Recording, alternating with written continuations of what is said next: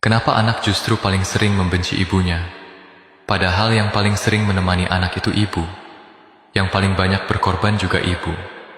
Yang paling sering memikirkan anak juga ibu. Tapi kenapa justru ibu yang paling sering dibantah? Ibu menyuruh belajar, anak bilang ibu terlalu mengatur. Ibu menyuruh tidur lebih awal, anak bilang ibu cerewet. Ibu mengingatkan soal pergaulan, anak merasa ibunya terlalu ikut campur. Ibu mengingatkan makan, berpakaian, atau kebiasaan sehari-hari, anak merasa semua urusannya diatur. Sampai akhirnya muncul pikiran, kenapa semua orang mengerti aku tapi ibu enggak? Pada kenyataannya, bukan orang lain yang lebih mengerti. Mereka hanya tidak bertanggung jawab atas hidupmu. Ayah sesekali bersikap lembut, kamu merasa ayah lebih baik. Kakek nenek memanjakanmu, kamu merasa mereka lebih memahami. Teman-teman mendukungmu, kamu merasa mereka yang paling mengerti. Tapi mereka tidak melihat hidupmu setiap hari.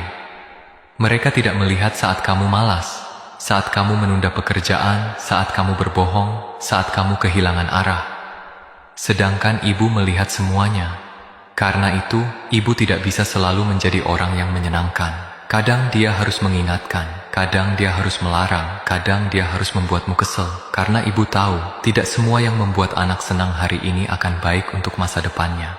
Makanya, kenapa anak justru paling sering membenci ibunya? Padahal yang paling sering menemani anak itu ibu.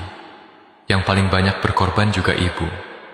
Yang paling sering memikirkan anak juga ibu. Tapi kenapa justru ibu yang paling sering dibantah? Ibu menyuruh belajar, anak bilang ibu terlalu mengatur. Ibu menyuruh tidur lebih awal, anak bilang ibu cerewet. Ibu mengingatkan soal pergaulan, anak merasa ibunya terlalu ikut campur.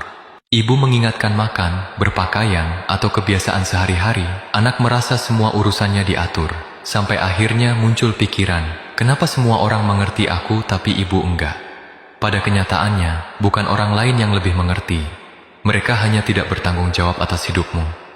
Ayah sesekali bersikap lembut, kamu merasa ayah lebih baik. Kakek nenek memanjakanmu, kamu merasa mereka lebih memahami. Teman-teman mendukungmu, kamu merasa mereka yang paling mengerti. Tapi mereka tidak melihat hidupmu setiap hari. Mereka tidak melihat saat kamu malas, saat kamu menunda pekerjaan, saat kamu berbohong, saat kamu kehilangan arah. Sedangkan ibu melihat semuanya.